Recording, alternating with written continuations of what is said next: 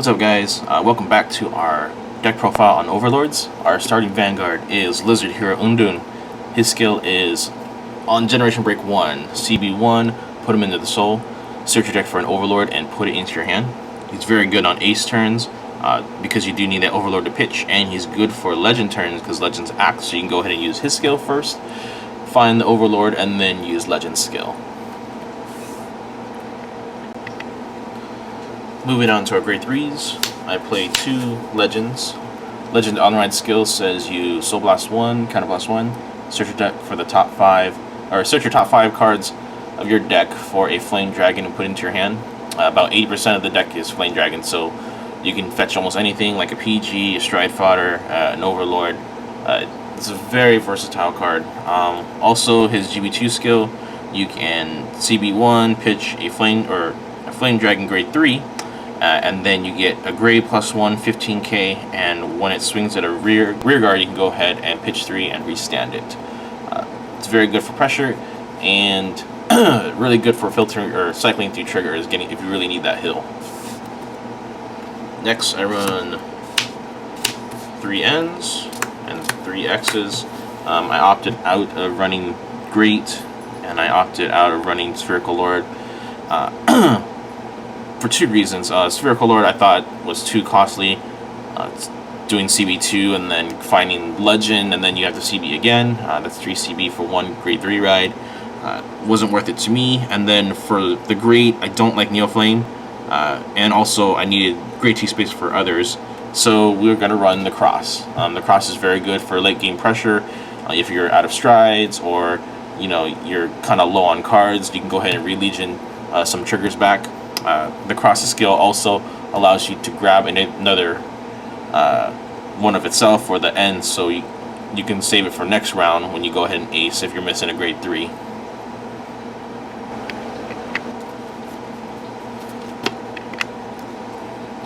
Moving on to our grade 2s, I run 3 Dragonic Burnouts. Burnout skill is CB1, tuck a Overlord onto the bottom of your deck and kill a unit. He's really good because you can use it pre-Generation Break. He's not as vital as he used to be. I used to run him at 4, but because of Defeat Flare, sometimes you want the Overlords in the discard pile. So that's why he's at 3 now. Next, I run 4 Hulk Roar Dragons. This is a very defensive Kagero build, and his skill is when something dies to an effect of your card, you can go ahead and CB2 and choose another opponent's rear guards and retire it. He's really good on their turn, not your turn. When they swing, if they have 2 rear guard columns and they swing with 1, and you Bellog 1 and kill one of their front row units, then you can go ahead and use his skill, CB2, and then retire the other column, and they're only left with a Vanguard swing. So it's very good against Aquaphors, Nova Grapplers, Angel Feather, Blaster Blade, all that stuff. It's very good, kind of costly. You probably won't use his skill too much, but he is kind of a lightning rod for rear guards. They are going to swing at him. And the other rear guard that they're going to swing at is Nahalem. Nahalem is your powerhouse of your rear guards. He can swing by himself because when you have an Overlord, he gets 2k, and when a grade 4 Overlord swings, he gets another 5k. So on the stride, 16k, on ace and legend turns, he's 21. So make sure you dismal him. He's really important. Moving on to our grade 1s, I run 2 Lava Flow Dragon. 2 Lava Flow Dragon. This is a stride-based deck, so you are going to have to pitch your grade 3. Sometimes you don't want to pitch your Overlords. If you want to do an ace, he's really good for getting you out of that gem, so that's why I run 2.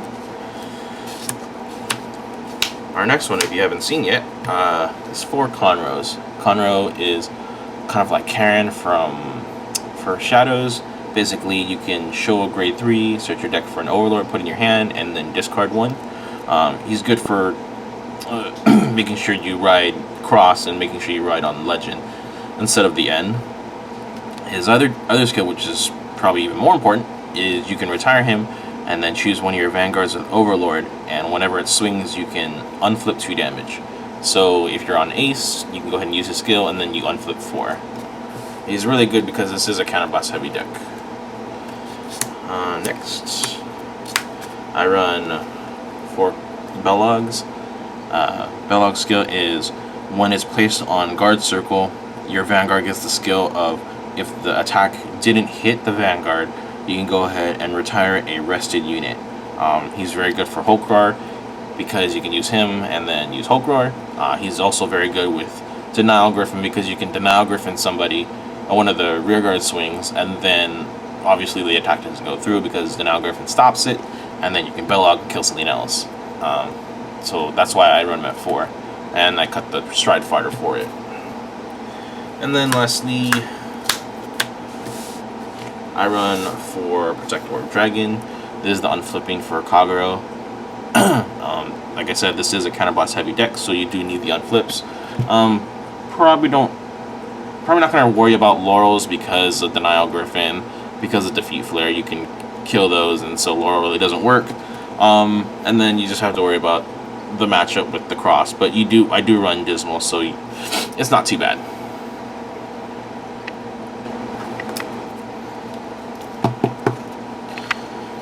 Moving on to triggers, I run 7 crit. They're all Flame Dragon. Doesn't care. It doesn't matter what it is, what you want. You can run the Blade Master crit. It's not a Flame Dragon, but you do get the extra 5k and you get the soul. You don't really worry about the soul because there's only burnout, and I only run 3. But you're welcome to change that if you want to get that extra draw. I felt it was better just to run Flame Dragon. And then I run 5 draw. 4 of them being Gatling Claw Dragon. Being able to retire stars early is really important now that we are coming into the GB era. A lot more starters are starting to stay around until Generation Break, so if you can kill it before then, it's great. And then I run 4 heals, all Flame Dragon.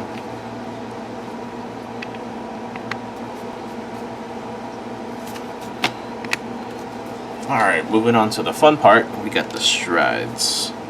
I have 4 of the new guy, Dragonic Blade Master Titan. His skill is Generation Break 2, Counterblast 1, choose a face down G unit and flip it face up. And then for every face up one of him in the G zone, you get to retire 1. And when he swings, if he's blazing, you get a +1 critical. This guy is so good. He's the one that really brings Kagero's mid-game up to S tier. Being able to swing with a crit every turn for probably 2-3 turns is very, very important. He's really good. I love him. Next, I run 4 aces. This is an Overlord deck. You are going to have Overlords in your hand, so you might as well pitch and swing twice. He's very good. He's a very good finisher. He's good. Probably not in the beginning. That's what Titan's for. But towards the end, this guy's so good. Next, I run 2 Novell. I'm thinking about taking him out. His skill is basically if you're at 5 damage, they're at 5 damage. You can't heal. And then he has guard restrict. You can't guard with grade 1s. With G guards around, I don't know. It really very rarely hits. If I had a choice, I would always go Ace over Novell. And normally I flip Novell over with Titan. So I'm not too sure if I want to keep him for flexibility or throw something else in. But yeah, I have him just in case. And then I run 1 Vortex Dragon. He's your first strider. His skill is you flip another G unit face up, and then when he hits, you get to retire the same amount of units as Flame Dragons on your Vanguard. So when you stride onto Legend or any grade 3, you get to retire 2 on him. So I like to stride him first, then flip the Blade Master up, and then when you stride in the Blade Master, you have a choice whether to retire 1 while you flip over this, or you can retire 2 by doing another Blade Master. So he's a very, very good first stride. He is easy because he's free.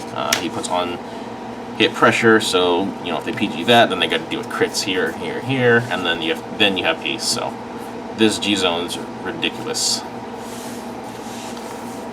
Next, we got our G guards. I run 3 Denial Griffin. Like I said, this is a very defensive Kagero deck. I don't want to run Screws, and I don't want to run the Fighters Collection one because I just want to kill their units. If you kill their unit, even though it is a CB, it's invaluable. You can kill a kill a Blaster Blade or kill a Magnum or something. It just puts a damper on the opponent's attacks, especially now that you see Angel Feathers. You know, people are starting to run 16 stands of that deck, but if you can kill it, then you know you got nothing to stand. Sorry about that, bub. And then I run 1 Dismal. Dismal's there basically for Nahalem and Overlord Dragon. Everybody loves to kill them, but if you have Dismal, you stop their laurels, you stop their crosses, you stop them from restanding themselves and swinging at your rear guards. So yeah, 1 Dismal, no Screws. And finally, the Big Daddy, Defeat Flare Dragon. His skill is you CB1, tuck 2 grade 3 Flame Dragons to the bottom of your deck, and when their Vanguard swings at your Vanguard, you can retire their entire back row. I've had this deck for about a week now, and I've used it twice. So yeah, you very rarely get to use this card. It's not there. You're not going to use it every game. You're probably not going to use it every 5 games. I would say maybe 1 out of 20, 30 games. So most times it's better to use Defeat or Griffin over Defeat Flare, just because you want to retire the front row rather than the back row. 15k is not much of a guard against Vanguard versus Vanguard. He's there for the threat. In other words, if you know you're playing Angels and I'm playing Kagero, and you swing with Vanguard first, I have a chance of wiping your entire field. So it changes your attack pattern. Same thing with Aquaforce.